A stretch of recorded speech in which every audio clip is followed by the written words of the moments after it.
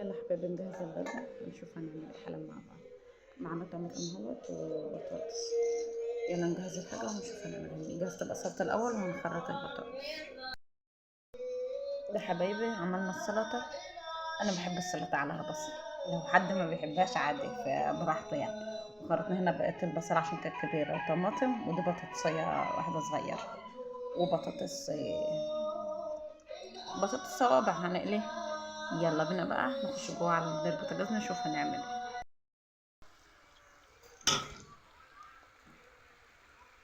كده حبيبي زي ما انتم شايفين نزلنا بلسان العصفور في زيت سمنه زي ما انت عايز، بس انا هحط في سمنه، حبه سمنه وحبه زيت صغيرين.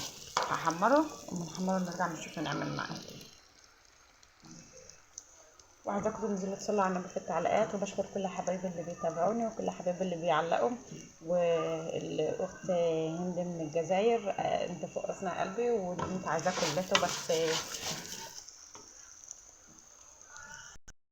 حلو بقى كده لحد ما احمر، عشان يطلع معاكي لونه حلو وكلته واخد لون واحد. حط له شعرة ملح رشة ملح صغيرة كده وتتحمر.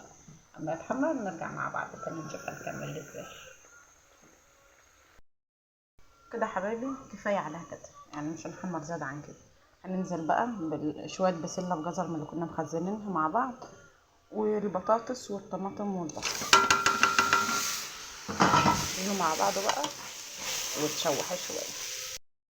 الريحة طالعة بسم الله ما شاء الله عليها. وهنا نزلنا واحدة مرق الدجاج، لو عندك شوربة مش ضروري، ما عندكش بقى نزل بمرق الدجاج مع الملح والتوابل. هقلبها شوية كمان وبعدين نزود. كده حبيبي كده شوحناها كده حلو، ونزلنا بمرق الدجاج. وقلت لو عندك شوربة زودي، ما عندكش شوربة هزودي مية زي ما انا عملت.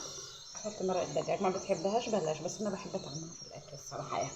المهم حطينا مرقة الدجاج والملح والتوابل اللي انت عايزاها دي، مش ما اقدرش افرضها عليك، كل واحد وذوقه في اكله وحسب ما انت متعوده في بيتك. حطينا التوابل والملح ومرقة الدجاج وزودناها، ويبقى زودها زيادة حبة عن الرز. هي غليت اهيت خمسة كده، هوطي عليها كده كده انا هغطيها واوطي عليها كمان خمسة بس كده. انا ما تشرب بقى وارجع مع بعض تاني نشوف هنعمل ايه. طب بذمتكم ايه رايكم في المنظر من غير ما ندوق ومن غير الريحه ومن غير اي حاجه؟ ايه رايكم في المنظر؟ تحفه. بسم الله والنبي عسل. وده البطاطس طلعنا طرحه، التانية لسه على النار. التانية لسه في النار. عسل عسل عسل يا بنتي يا روح. سيبها تشرب شويه بقى وبعد كده نشوفه كده استوى ولا هيقعد شويه ميه كمان ولا ايه. البطاطس محمرة يا حبايبي، خلاص هطلعها. وهنا قطعنا عيش. العيش ده عيالي بيحبوه متحمر بطريقه ملهاش حل، وانا رفض. نجيب العيش الآلي وعيش ابيض عندي، يقطع بتاع بالمقص عشان يبقى اشكال كده مظبوطه يعني. طلع البطاطس واوريهولكم. رايكم بقى كده؟ بسم الله ما شاء الله. وده البطاطس.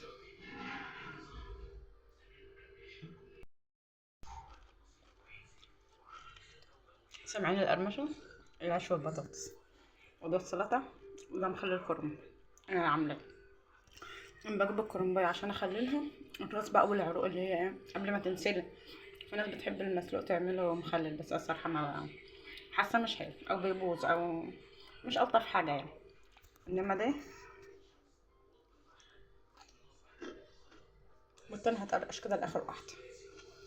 وده زي ما انتم شايفين اكله بسيطه، في نص ساعه عملناها. ما بتاخدش حاجه. جهزي الحاجات بتاعه اكلك وخشي المطبخ، مش هتاخدي نص ساعه واقفه في قلب المطبخ، وتكوني جهزتي اكلك وخلاص. وضمن انت بتاكلي ولادك، بلاش شيطانهم كل دقيقه بره جري على الدكان.